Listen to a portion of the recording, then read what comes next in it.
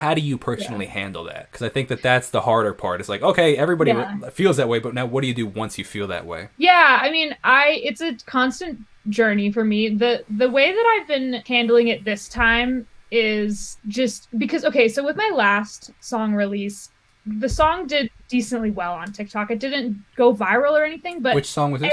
it's a song called Rest in Peace that I put out in May. Okay, so that one did decently well. Like every time I posted a video, it got more than average views for me. And I was like, whoa, this is cool. This must mean the song is really good. And so I was kind of riding that wave and it was like amazing. Like, whoa, this is so weird. Like, awesome. I haven't put out a song in like almost a year and people care.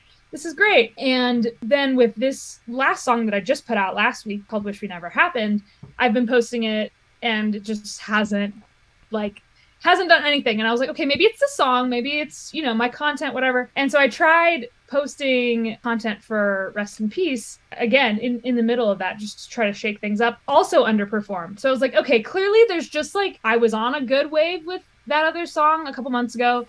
I'm on a down wave right now. Inevitably, this is going to happen again at some point. So the way that I've been kind of telling myself that like, this is okay, all of this work that I'm spending on videos is not wasted, is that like, whenever that happens again, I'll just repost the content.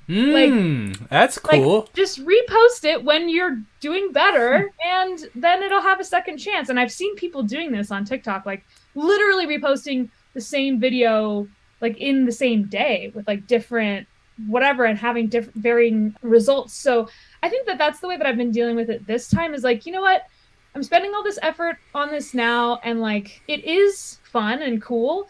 Obviously it'd be more fun and more cool if like it went viral or it got like more than like 2,000 views. But I can always repost it later. And I think that's the beautiful thing about TikTok is that like your songs are never like done, like any song could pick up at any time. 100%. Literally now until forever, like Running Up That Hill, perfect I was example. just about to bring that up. Absolutely. Who knows if, one of your tracks in 20 years, 30 years old could be that track. Exactly. It's featured in some show. Yeah. So like not even, I mean, it could be like a song that I put out last year could pop off next year. Like we just don't know. So I think that that's the coolest thing about TikTok is that people are always discovering new things, even if they're not actually new. It's new to them. So, there's also an amazing example of this too, Orla Gartland. She's this awesome European singer-songwriter. She's so good. And she had a song in that show called Why Am I Like This? And the song is 3 years old for her. It's like came out in 2018 or 2019 or whatever. And it did like crazy. It's got like 30 million streams now. And she's like an indie artist. Like that's insane.